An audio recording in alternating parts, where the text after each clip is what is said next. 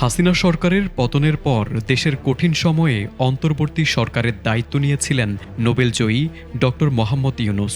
গত এক বছরে বিভিন্ন গুরুত্বপূর্ণ সংস্কার ও দেশের স্থিতিশীলতা ফিরিয়ে আনার পর এবার তিনি জানালেন কবে সরকার থেকে বিদায় নেবেন।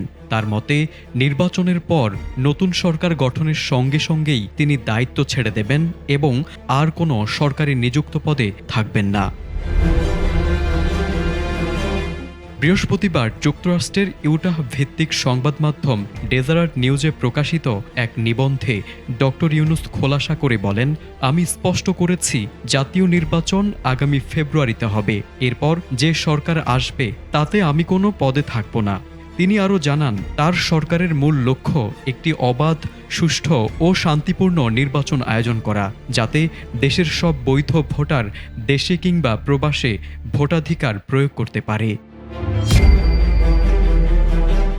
নিবন্ধে ড ইউনূস স্মরণ করে বলেন, এক বছর আগে আগস্ট মাসেই দেশের হাজার হাজার সাহসী ও সচেতন শিক্ষার্থীর নেতৃত্বে একটি গণ আন্দোলনের মধ্য দিয়ে স্বৈরাচারী শাসনের অবসান ঘটে। এলএমই সার্টিফাইড বিশ্বসেরা কপারে তৈরি ওয়ালটন কেবলস, যা আপনার স্থাপনাকে রাখবে সব সময় নিরাপদ।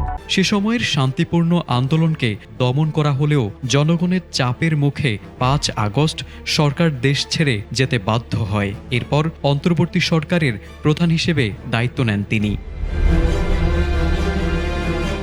নতুন সরকারের অধীনে ইতোমধ্যে ১১টি সংস্কার কমিশনের ভিত্তিতে ঐক্যমত্য কমিশন গঠন করা হয়েছে।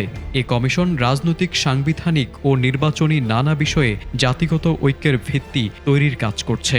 ড ইউনূস জানান, চলতি আগস্টের শেষের দিকেই ঐক্যমত্য কমিশন একটি চূড়ান্ত প্রতিবেদন জমা দেবে, যা একটি গ্রহণযোগ্য ও অংশগ্রহণমূলক নির্বাচন ব্যবস্থার রূপরেখা। ড ইউনূস বলেন, আগের ৩টি জাতীয় নির্বাচন ছিল মিথ্যা নির্বাচন, যেখানে জনগণের অংশগ্রহণ ছিল না বললেই চলে। কিন্তু এবার দেশের মানুষ প্রকৃত অর্থে একটি নির্বাচন পেতে যাচ্ছে। তার মতে, যেসব লাখ লাখ ভোটার হাসিনার আমলে ভোট দিতে পারেননি, তাদের জন্য এবারের নির্বাচনটি অত্যন্ত গুরুত্বপূর্ণ। সবশেষ ড ইউনূস বলেন, গত এক বছরে আমরা অনেক কিছু অর্জন করেছি। এখন আমরা এই পথ চলার শেষ ধাপে। আমি রাজনীতিতে থাকার জন্য আসিনি, বরং একটি অবাধ ও বিশ্বাসযোগ্য নির্বাচন নিশ্চিত করতেই এসেছি। সেটি সফলভাবে আয়োজনের পর আমি দায়িত্ব ছেড়ে দেব। তারেক আজিজ, এটিএন বাংলা।